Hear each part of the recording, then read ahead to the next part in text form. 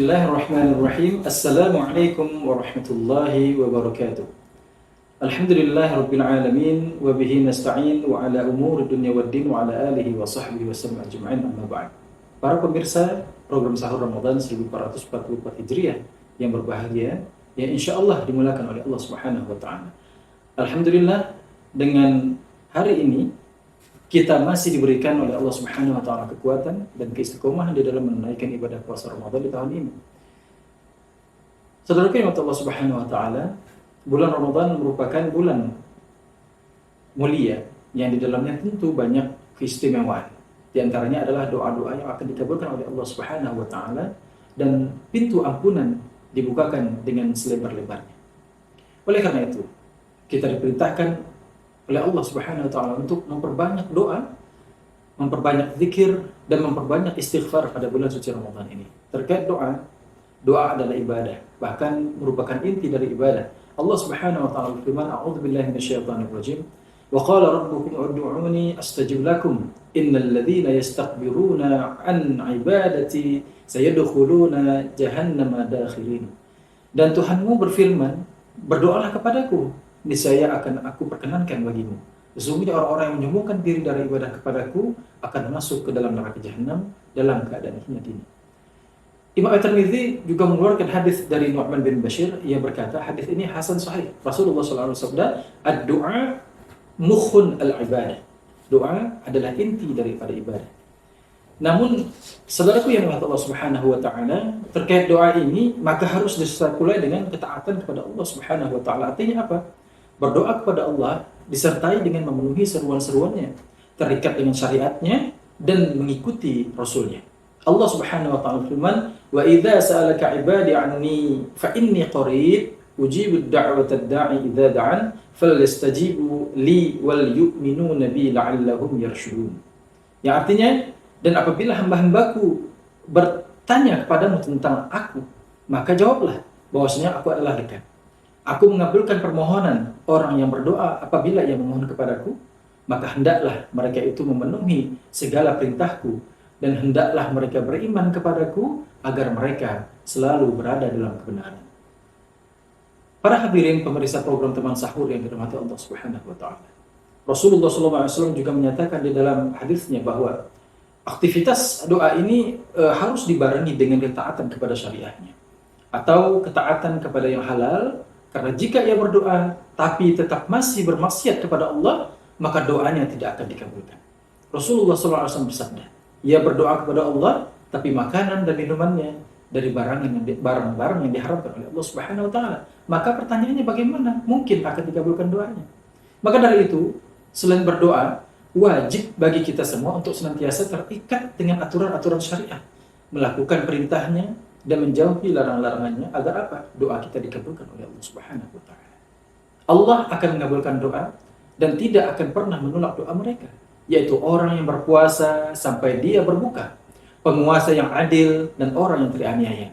Di mana Imam At-Tirmidzi telah mengeluarkan sebuah hadis. Ia berkata, hadis ini hasan sahih. Sesungguhnya Rasulullah SAW bersabda, ada 3 orang yang doanya tidak akan ditolak, yaitu yang pertama orang yang saum hingga ia berbuka, imam yang adil, lalu kemudian orang yang dizalimi. Allah akan mengangkat doanya hingga ada di atas awan dan akan dibukakan baginya pintu-pintu langit, dan Allah Subhanahu wa taala pun berfirman, "Demi kemuliaanku, sungguh aku akan menolongmu kapan saja." Saudaraku yang dirahmati Allah Subhanahu wa taala, di sisi lain keberadaan doa itu memang sebagai sesuatu ibadah, bukan berarti bahwa kita boleh meninggalkan hukum kausalitas atau sebab akibat. Sebagai contoh, Rasulullah SAW telah begitu rupa menyiapkan pasukan untuk perang Badar. Beliau mengatur pasukan masing-masing di tempatnya. Beliau juga telah menyiapkan berbagai macam persiapan dengan persiapan yang baik. Kemudian setelah itu beliau masuk ke bangsalnya seraya meminta pertolongan kepada Allah Subhanahu wa taala.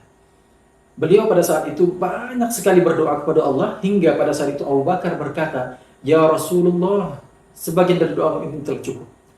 Begitu juga ketika Rasulullah SAW diperintahkan untuk hijrah ke Makkah, dari Makkah ke Madinah, beliau telah melakukan sebab-sebab yang mungkin dilakukan yang bisa mengantarkan pada keselamatan.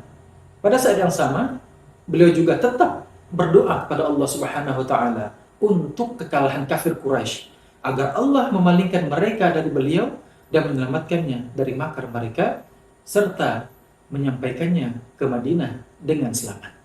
Jadi Rasulullah SAW beraktivitas dengan menggunakan kaidah kausalitas agar kita senantiasa mengikutinya.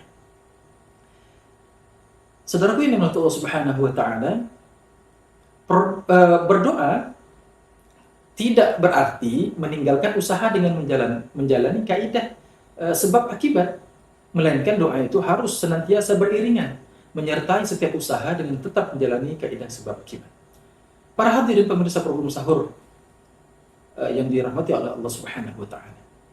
Maka siapa saja yang menginginkan kebaikan dan siapa saja yang ingin agar syariat Islam secara kafah kembali diterapkan di dalam seluruh aspek kehidupan ini, maka ia tidak boleh merasa cukup hanya dengan berdoa untuk mewujudkan keinginannya itu, melainkan ia harus beramal bersama dengan orang-orang yang beraktivitas untuk mewujudkannya. Dia juga kemudian harus berdoa kepada Allah, memohon pertolongan untuk mewujudkan penerapan syariat ini dan mempercepat terwujudnya akan wa'dullah dan bisyarah dari Nabi SAW. Ia pun harus terus-menerus berdoa dan ikhlas dengan tetap berpegang pada kaidah sebab akibat. Begitulah yang harus kita lakukan dalam setiap aktivitas. Kita mengikhlaskan amal karena Allah, membenarkan Rasulullah SAW, dan berdoa dengan terus-menerus. Allah pasti akan mendengar dan mengabulkan doa kita. Jamaah program teman sahur yang dirahmati Allah Subhanahu wa taala. Terkabulnya doa tidak mesti terwujud di dunia. Doa itu kadang bisa dikabulkan di dunia atau Allah akan menyimpannya di akhirat kelak. Dan di akhirat itu akan dapat pahala yang sangat besar dan banyak. Atau Allah akan memalingkan keburukan darinya sesuai dengan kadar doa-doanya. Jadi kita harus terus-menerus berdoa kepada Allah Subhanahu wa taala. Sebagaimana yang digambarkan dalam hadis, seorang hamba yang berdoa akan terus-menerus dikabulkan doanya selama ia tidak berdoa dengan dosa dan memutuskan silaturahim. Dan selama ia tidak tergesa-gesa ingin cepat dikabulkan. Dikatakan kepada Nabi SAW, "Wahai Rasulullah, apa yang dimaksud dengan tergesa-gesa ingin cepat-cepat dikabulkan?" Kemudian Rasulullah SAW menjawab, yaitu ketika ia berkata, aku telah berdoa, tapi aku tidak melihat doaku dikabulkan. Kemudian ia terus-menerus mengeluh karenanya, dan akhirnya ia meninggalkan doanya. Na'udzubillah, firman na'udzubillah. Para pemirsa, hadirin program teman sahur yang dirahmati oleh Allah Subhanahu wa taala. Selain berdoa, maka bulan Ramadan ini kita berbanyak zikir kepada Allah Subhanahu wa taala. Allah Subhanahu wa taala berfirman, "Fadhkuruni azkurkum washkuruli wa la takfurun." Karena itu, ingatlah kamu kepadaku. Niscaya aku akan ingat pula kepadamu dan bersyukurlah kepadaku dan janganlah kamu mengingkari nikmat-nikmatku. Terkait zikir ini dalam ayat yang lain Allah Subhanahu wa taala berfirman di dalam Quran surah Al-Jumu'ah ayat 10. "Wadhkurullaha katsiran la'allakum tuflihun." Dan ingatlah Allah sebanyak-banyaknya supaya kamu beruntung. Termasuk firman Allah Subhanahu wa taala dalam Al-Qur'an surah Al-Ahzab ayat 41 dan 42, "Ya ayyuhalladzina amanu dzkurullaha dzikran katsiran wasabbihuhu bukratan wa asila." Hai orang-orang yang beriman, berzikirlah dengan menyebut nama Allah Subhanahu wa taala. Zikir yang sebanyak-banyaknya dan bertasbihlah kepadanya di waktu pagi dan petang. Saudaraku yang Allah Subhanahu wa taala, zikir ada dua macam. Yang pertama, zikir dengan lisan. Maka zikir ini sangat baik jika dilakukan. Lalu kemudian yang kedua, zikir yang lebih baik lagi yaitu dengan mengingat Allah ketika melaksanakan perintahnya dan menjauhi larangan-larangannya. Hadirin pemirsa teman sahur yang berbahagia. Di bulan suci yang mulia ini juga ada kesempatan bagi kita untuk memperbanyak memohon ampunan kepada Allah Subhanahu wa taala. Dan adapun memohon ampunan ini atau istighfar ini hukumnya adalah sunnah seperti halnya berzikir.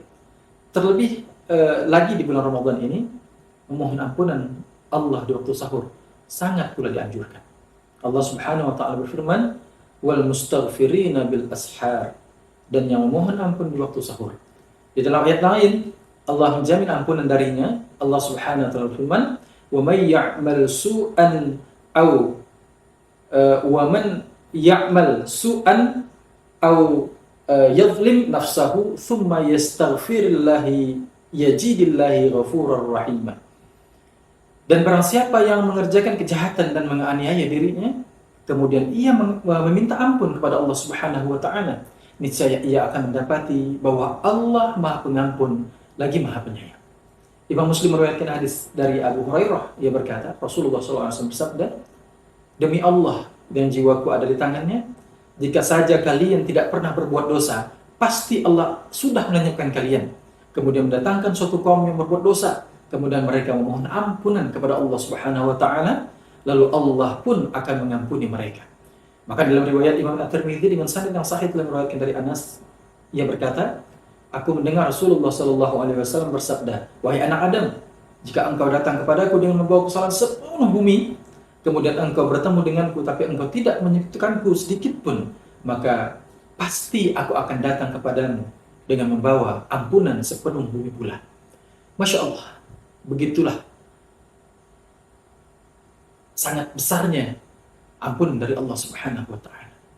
Dan tentu saja suatu kebahagiaan yang besar bagi orang yang di dalam catatan amal mereka menemukan istighfar yang sangat banyak sekali. Semoga di bulan suci Ramadan yang penuh dengan kemuliaan, penuh dengan maghfirah, penuh dengan segala macam kebaikan, kita dapat memperbanyak doa kita, memperbanyak zikir, dan memperbanyak mohon ampunan kepada Allah Subhanahu wa taala dengan harapan tentu saja kita akan dimasukkan ke dalam surganya Allah Subhanahu wa taala. Kami mohon hanya kepada Allah Subhanahu wa taala agar kita senantiasa berdoa dan memohon ampun atas segala dosa-dosa kita. Dan semoga kita semua dikumpulkan bersama para nabi, para siddiqin, para syuhada, dan orang-orang salih. Semoga Allah Subhanahu wa taala mengampunkan dosa-dosa kita semua. Demikian yang dapat kami sampaikan. Kurang lebihnya mohon maaf. Al-haqqu min rabbika fala takunanna minal mumtarin. Aqulu qala hadza fastaghfirullahal azim. Wassalamu alaikum warahmatullahi wabarakatuh.